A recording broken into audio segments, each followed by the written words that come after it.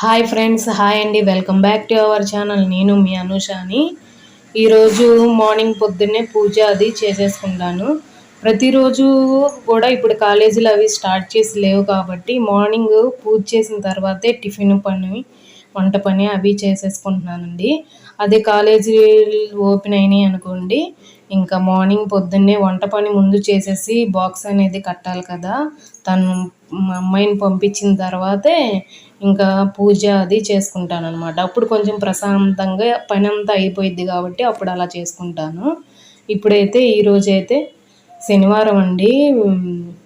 తులసి మాల, తులసి ఆకులు అవి కోసుకొని సన్నజాజులు 2 కట్టుకున్నాను. ఫుల్గా ఆకులు ఎక్కువ ఉంటే మటుకి తులసి మాల దండగా ఎక్కువగా కట్టి వెంకటేశ్వర స్వామికి వేస్తూ ఉంటానన్నమాట. ఇంకా పూజ అనేది చేసుకుంటున్నాను. ఇంట్లో పూజ చేసుకుంటేనే చక్కగా ప్రశాంతంగా ఉండిద్దనమాట. పూజ అది చేసేసుకున్న తర్వాత ఇంకా టిఫిన్ పని చూస్తానండి. ఇలా పూజ మొత్తం చక్కగా అలంకరణ చేసుకొని దీపం పెట్టుకున్నాను. ఇంక ఈరోజు టిఫిన్ అయితే దోస పిండిలు ఉన్నాయండి. రోజు దోశలే వేస్తుంటే ఈ వద్దు ఈరోజు పునుగులు వేయండి అంటున్నారు. ఇంకా మరి దోస పిండిలోనే పునుగులు వేద్దామని చెప్పేసి ఉల్లిపాయ, పచ్చిమిర్చి ఇవి కట్ చేసుకున్నాను. కొంచెం ఎట్లయినా దోస పిండి పల్చగా ఉంటుంది కాబట్టి పునుగులు వేస్తుంటే కొంచెం రౌండ్గా అనేది రావలేదు నాకైతే. ఇందులో కొంచెం ఇది మైదా పిండి కూడా కలుపుకున్నాను. బియ్య పిండి లేదు ప్రజెంటు. మైదా కొంచెం వేసి కలుపుకున్నాను. అయినా సరే పునుగులు టేస్ట్ అయితే బాగుంటున్నాయి, కానీ షేప్ మటుకి రౌండ్ షేప్ అస్సలు రాలేదనమాట. ఎందుకంటే కొంచెం పలచగా ఉంది కదా దోస పిండి కాబట్టి, ఇది బాగా పలచగా ఉంటుంది. పునుగుల పిండి చాలా గట్టిగా ఉంటే చక్కగా వస్తాయండి. ఇంకా ఇందులో జీలకర్ర, ఉప్పు అన్నీ వేసి కలిపేసి పునుగులు వేసేసాను. ఈరోజు టిఫిన్ అయితే మా ఇంట్లో పునుగులు అనమాట. పునుగులు వేసేసుకున్నాము. ఇంకా చెప్తున్నాను కదా షేప్ మటుకి రౌండ్గా రాలేదు అని. నిన్న అల్లం చట్నీ చేసుకున్నాము కదా, అది ఉంది. ఈరోజైతే కొబ్బరి చట్నీ, పల్లీల చట్నీ అది చేశాను. ఇంకా అలా ఈరోజు మార్నింగే టిఫిన్ అయితే అలా చేశాము. ఇప్పుడైతే ఇంకా వంట స్టార్ట్ చేశానండి.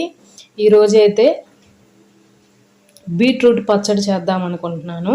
బీట్రూట్ పచ్చడికి ఏంటంటే ఫస్ట్ కొంచెం ఆయిల్ వేసేసుకొని అందులో ధనియాలు 1 స్పూన్ వేసుకున్నాను. 1/4 స్పూన్ మెంతులు వేసుకున్నాను.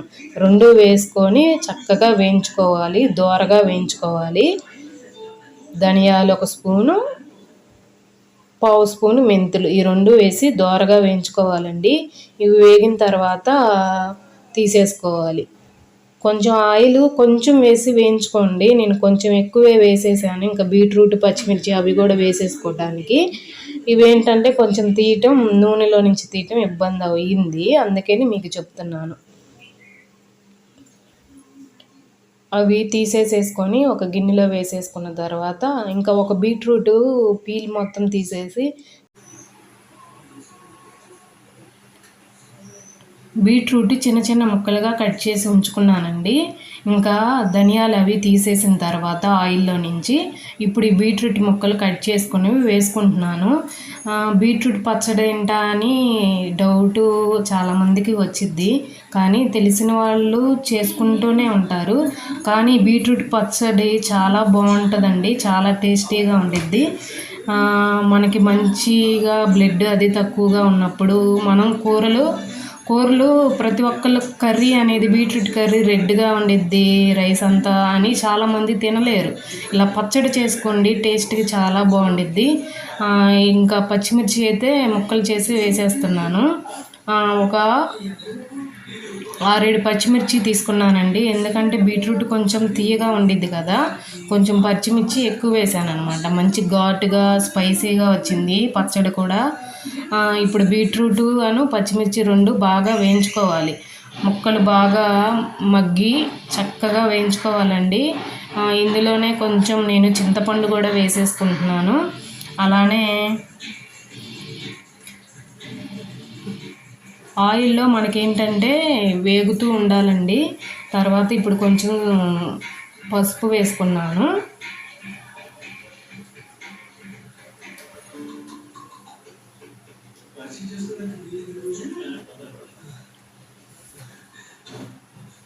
చాలా ఫాస్ట్గానే అయిపోయిద్దండి పచ్చడి. టైం కూడా ఎక్కువేం పట్టదు.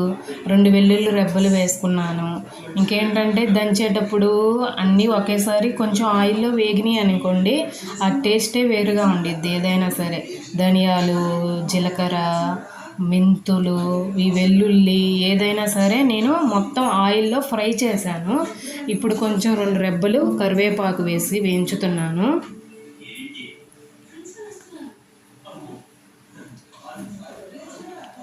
కొంచెం కొత్తిమీర కట్ చేసుకొని శుభ్రంగా కడిగిన కొత్తిమీర కూడా కొంచెం వేసి వేయించేస్తున్నాను.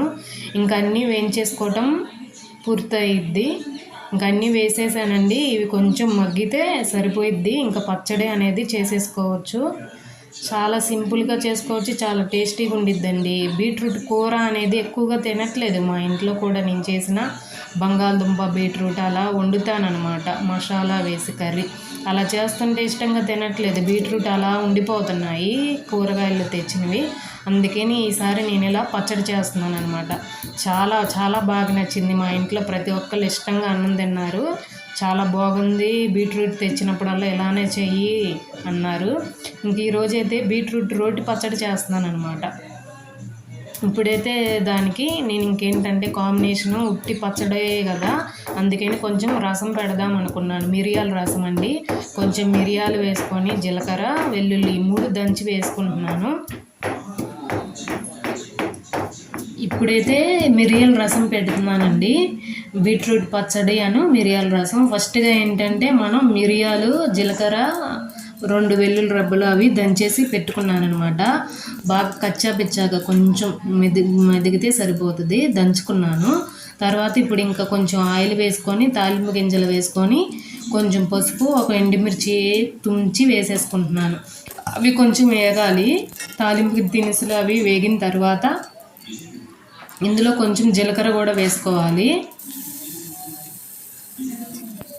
తర్వాత ఒక టమాటా చిన్న చిన్న ముక్కలుగా కట్ చేసుకొని అది కూడా వేసుకోవాలండి. రసం అంటేనే మనం టమాటా లేకుండా చేయం కదా. టమాటా కూడా మెత్తగా మగ్గిపోయి కొంచెం మెత్తగా అయిపోయిన దాకా మగ్గించుకోవాలండి టమాటాని. ముందుగానే చింతపండు కూడా నీళ్లు పోసి నానబెట్టి ఉంచుకోవాలి. చింతపండు రసం మనం ఇవి కొంచెం మగ్గిన తర్వాత వేసేసుకోవాలి.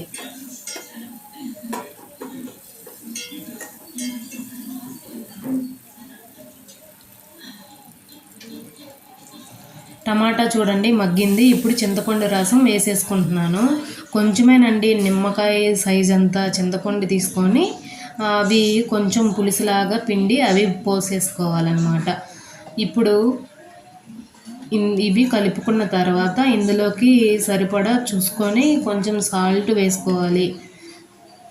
నేనైతే 1 స్పూన్ వరకు సాల్ట్ వేసుకుంటున్నానండి. ఇట్లా రసం పెట్టుకున్న సాంబారు అలాంటివి పెట్టుకున్నప్పుడు మనమైతే కల్లుప్పు వేసుకుంటే ఆ టేస్ట్గా ఉండిద్దండి.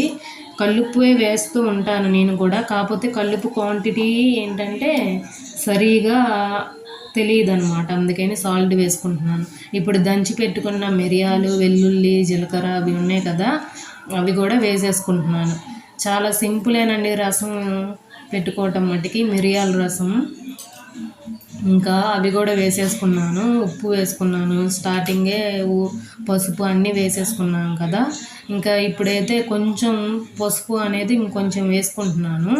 పసుపు ఎక్కువగానే వాడుతూ ఉంటానండి నేనైతే కూరల్లో. కొంచెం ఇప్పుడు ఇందులో ఇంకా కరివేపాకు, కొత్తిమీర 2 వేసేసుకుంటున్నాను. బాగా 2-3 పొంగులు వచ్చేసాయి అనుకోండి రసం, మనకి ఇంకా రసం రెడీ అయిపోయినట్టే. మిరియాల రసం చాలా టేస్ట్గా ఉంది. ఇంకొంచెం మిరియాలు ఎక్కువ వేసుకుంటే ఘాటుగా స్పైసీగా ఉంటాయి. ఆల్రెడీ నేను బీట్రూట్ పచ్చడి స్పైసీగానే చేసుకుంటున్నాను కాబట్టి మిరియాల రసం అనేది కొంచెం మిరియాలు స్పూన్ వాటికే వేసుకున్నాను అనమాట. మిరియాల రసమును బీట్రూట్ పచ్చడి ఈరోజు మార్నింగ్ పూట టిఫిన్ అయితే పునుగులు వేసాను కదా, అది 2-3 పొంగులు వచ్చేసాయి అనుకోండి, ఇంకా ఎటువంటి రసం పొడులు అవి కూడా వేయాల్సిన అవసరమే లేదు. ఓన్లీ మిరియాలు రసానికి మిరియాలు దంచి వేసుకున్నాం కాబట్టి సరిపోయిద్ది. ఫస్టే మనం తాలింపు పెట్టేసుకున్నాం కదా, ఇంకా తాలింపు పెట్టే అవసరం కూడా లేదండి. ఇంక ఇంతే. రసం నేను వేరే విధంగా ఇంకొక రకంగా కూడా చేస్తూ ఉంటాను. అన్నీ మరిగిన తర్వాత లాస్ట్కి పోపు వేసుకుంటాము, అదొక రకం. మామూలుగా అయితే ధనియాల రసం మామూలుగా ఎప్పుడు పెట్టుకునే రసం అయితే అలా చేస్తూ ఉంటాను. ఇది మిరియాల రసం కాబట్టి ఫస్ట్లోనే పెట్టి చేశాను అనమాట. ఇంకా రసం అయితే అయిపోయిందండి. 2-3 పొంగులు వచ్చేసినాక కట్టేశాను. ఇంక ఇప్పుడైతే పచ్చడి మొక్కలు అన్నీ వేయించి పక్కన పెట్టుకున్నాం కదా, ఇప్పుడు పచ్చడి అయితే నూరేసుకుంటున్నాను. చిన్న రోట్లో దంచుకుంటున్నానండి. ఫస్ట్గా వేయించుకున్న ధనియాలు మెంతులు ఫస్ట్ అవి నూరుకోవాలి. అవి కొంచెం ముక్కలతో పాటు నూరేమనుకోండి ధనియాలు మనకి మెత్తగా నలగదనమాట. అందుకని ఫస్ట్ ఏంటంటే ధనియాలు మెంతులు అనేది ఫస్ట్ మెత్తగా నూరుకోవాలి. అలా నూరుకున్న తర్వాత ఇప్పుడు ఇంకా బీట్రూట్ ముక్కలు పచ్చిమిర్చి అవి కూడా వేసి దంచేసుకుంటున్నాను.